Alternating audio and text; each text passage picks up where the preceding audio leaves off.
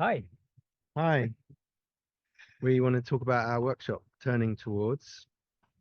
and we're in this beautiful park in central London. Yeah, in Southwark. We, So we've been we've been cooking and planning all day. So, what interests you about turning towards in relationships? well, the thing that comes up for me when you say turning towards is my interest goes to the opposite for a moment. I also get interested in why we turn away Mm, because for me to turn towards might also mean I need to know a little bit about the one in me who turns away and not just be against him, mm, mm, because that doesn't work. The one in me who is scared of conflicts and fears rejection, or I'm called a drama queen if I bring up something. I'm too emotional, or I'm too sensitive. sensitive, or too detached, Mm, or too dry. Right? can't get it right. Can't get it right. And sometimes it's just easier to turn away and hope things will work out. Yeah, so don't take a step towards, just take a step away. Take a It's step safer. away. Yeah, it's well, safety is such a big thing Mm, as queer men and trans men and non-binary people. Um, we are living in an unsafe world because of homophobia and biphobia and mm, um, mm, transphobia, and how this shapes us and how this affects us around conflict. mm. You When you add up all those little steps away, no wonder many of us are feeling like we're distant in our relationships that we imagine Yeah, are close places. right. Because unless we're supporting ourselves to keep coming back Yeah.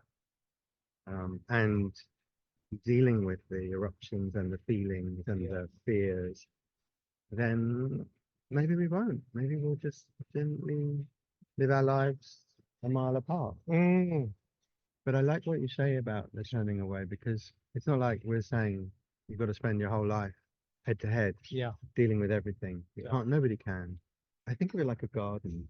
Like if we don't weed, if we don't sort out the Mm, rubbish, then it just becomes overgrown mm, and ugly, I like that. uninhabitable. Right. If we take Right. care of the relationship. Yeah. Yeah. Yeah. So Yeah. that's what excites me about it. Mm, mm.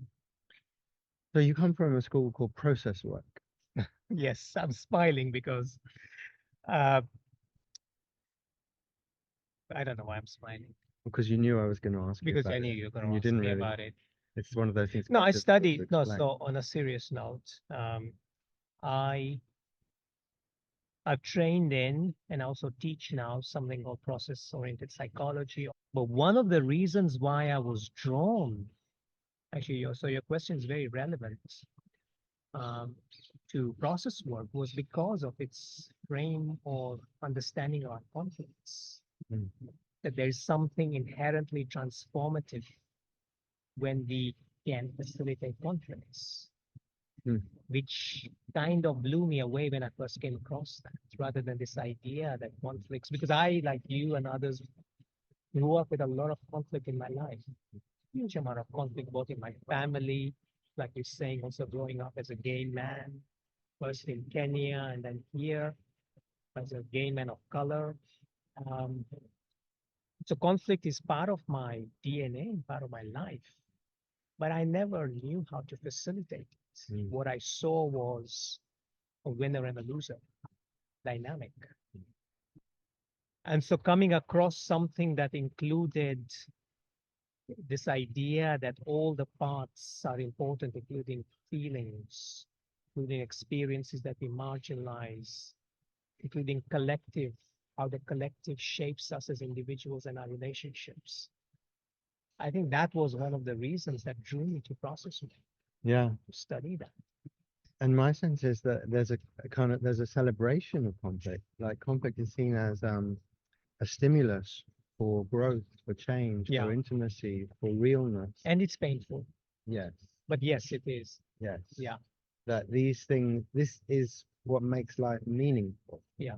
Returning towards some of this stuff. Yes. And that if we spend our lives avoiding it, then we live a different kind of life. Yeah. I like the idea of transformation. That's what I have got from studying process work around conflict, is that there's something here that can be transformed if we know how to do it. And this idea of facilitation and that ordinary people can learn these skills doesn't take a therapist or Yes. highly trained person. Exactly. But there are skills that we can use with our friends, with our lovers, with our family. You don't have to have a They're not PhD. exactly so important what you're saying. Mm, Makes me think of our teacher, mm, Jean-Claude Odegon, who mm, we both love, mm, mm, and he died a few years ago.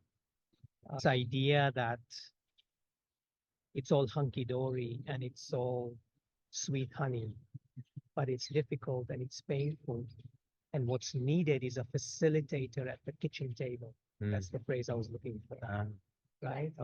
I think I was talking to you about Yeah, it. yeah. Him and his partner Arlene came across this, told us about this term, and I love that term because it goes with what you're saying about. It's not about having a PhD or studying psychotherapy, or it's that in any moment I will get heated up, you will get heated up. That's just part of life, or I'll get pissed off at you, or something difficult will happen. That's part of life and intimacy. But who's there to also be interested in what's happening and is there to support it, to support this? Like, let's go there. Mm. Let's find out what's happening. Yeah. Let's look at both sides, you know? What's going on underneath the surface? Yes, and the idea of the facilitator at the kitchen table is that this is needed in every situation, right? And the difference it makes to have that. What do you think? It's reminding me of the process of conflict that I learned from Jean-Claude and Arlene, which we talked about too. This kind of 4-stage thing of the first stage is that everything's fine or everything seems fine. There's and no problem. That's normal life, everything's fine. And then you want to say stage 2? Stage 2 is, yes, there's a difficulty, and I'm pissed off, or I'm frozen, or I'm angry, and it's your fault, or it's their fault, or it's my fault. I am to blame. I always mess up. But it's that phase where I'm not interested in. I'm just interested in expressing, and I'm interested in uh, bringing out my experience, and I'm not that interested in the impact of that. And And how? I remember it being called polarization. Yes. That Yes. somehow, all of a sudden, we're polarized. Yeah. It's often hot, heated. It's often a bit rigid, a lot of black and white. You're wrong, I'm right. I'm wrong, you're right. Whatever it is. And then this next stage, third stage, which I just love, which I understood to be called something like role switching. And obviously things maybe soften a little bit. Can I put myself in your shoes? Imagine what it's like where you are. Am I interested in what's underneath the surface of the eruption? Do I want to know? Do I want to know about the tender places that might be causing this eruption? And I saw that happen very many times in the training and the work that we've done. And I guess, we're living in a world where there's so much conflict and so much polarization. And it's really hard. And I know myself, when I am triggered, I'm triggered. And I can't usually go straight to softening and hearing. So there are times when I just can't. And let's honor that. mm, That's so important that you're saying that. Sorry to interrupt you. I just Yeah, wanted no. to name that so much, what you're saying, because the idea is not to go over that phase where you're triggered. For many of us, allowing ourselves to express the impact is a huge and difficult thing. We've been trained or told not to do it. Yeah. Right? Or it's unsafe to do it. We've got to swallow it and internalize it. So even for me to tell you, for anybody, hey, I'm really angry with you. I just need to say that. Or I'm hurt, or I'm scared. It's a big thing Yeah. without having to work on it. Yes. So that's, I just wanted to come in and say how important that is. And then you're speaking about the next phase, which is um, that I'm also interested in the other side. Like you said, stepping into the other shoes. Mm. That doesn't mean I'm just, everything is gone and fine, but this is the way to transform what's happening between us, to not just polarize, Yeah. right? Yeah. To Uh, get interested. or this idea, I don't know, this is, I love this idea that, and there's a moment where I think, that's also me. It's not just you. Mm. It's a little bit, that's me too. That's not just him. In that you have moments like that In the yourself. moments I had like that, Mm. or this idea of stepping into somebody's shoes is not just a technique Mm. or a Mm, mm, performance, mm. but that somewhere I Mm. can also know that a little bit about myself. I can step in like that. Mm. I do that too. Mm. Something like that, Yeah. Yeah. right? So that's the idea of that phase, to be Yeah. able to, And it's humbling, isn't it? and it's When we humbling. recognize that in Yeah. ourselves. Yeah. When we recognize that the very thing we're furious about in the other person, we just did it the other day, maybe in another context, in another relationship, maybe in the same. Yeah. Yeah. And then we hit that number 4, which is some sort of being able to see this. Yes. It's a Right. bit mysterious, and then we don't need to go into lots of depth. But the Look, you're fourth doing it stage, beautifully. yeah, Just that you can have the overview of the whole thing. yeah, Is that what you like, mean? Yeah. yeah, Yeah. like, oh, look what's happening. Yes. This is what's happening. Yes. And this number, stage 4 or phase 4 is we get more and more of that, and we're not so deeply in it. We still go through stages 1, 2, and 3, but we're not so deeply in it. Not polarized anymore. Yeah, Somewhere, even if it lasts 5 seconds or yeah, 5 years, I don't know, whatever time is, like this moment that you say where it's not polarized, where there's a, we shared, we have shared something, something connects us. yeah. And, I guess the idea behind the phases is to be able to tune in to where I am.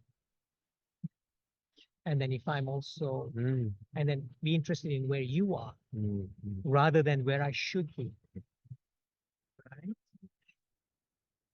Or where you should be. Yes. But this is where I am right now. You said something about this earlier, like that the guy who developed this Arnie. Yes, so Arnie Mindell, who's one of the who's a founder of Process Work, developed the idea of phases many years ago. And actually, it was very much related to conflicts, working with conflicts, whether it's individual relational conflicts or group conflicts, Mm. collective conflicts. And that how phases by tuning into where an individual or a group is at, you can really and you honor that phase rather than this idea that you're wrong to be You where you shouldn't are. be there. You shouldn't. You shouldn't be there. triggered, or you shouldn't, yeah. Or you're in denial. You're in Rather than denial. say that's wrong, that would be phase 1, I guess. Everything's fine. Yeah. It's like, oh, that's where they are, and that's Yeah. where the other one is, and can they hear each other? Exactly. I wanted to ask you something. Can I? Sure. I was thinking about Loving Men. Mm. I was thinking about all the work you've been doing in Loving Men over 25 years, 20 years. 20 years. And what is, and actually, I think it was your idea to do it on conflicts, Mm. right? And so I was also curious about what was the thing, especially doing it in a loving men group, so a queer group, queer, gay, bi, trans, non-binary group. What is your sense of the importance of that, or why that might be needed? Well, I think at the simple level of relationships, where everyone has conflict to deal with, and it comes up all the time in my work with queer men, non-binary people in their relationships.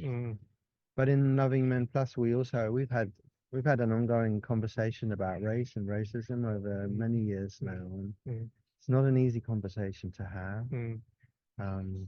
And we've had other conversations about other things, ableism or wealth or class sometimes. I mean, these are just some of the differences and things that we've talked about.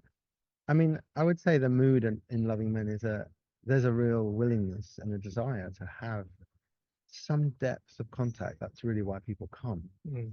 So it's not like those conversations have been impossible, but we are a community, and communities have conflicts, communities have difficulties, and communities have feelings. And I think it's really important for queer people to be able to have time together, long, significant periods of time, because a lot of the time you go to a pub Absolutely. for a Yeah. couple of hours, Yeah. you go, Yeah, you meet someone in completely. a situation, You just move. Yeah. but to be together as a group over time and let some of these processes happen and learn how to help each other with them.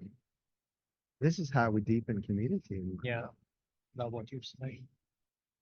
Touching on this, what you're saying.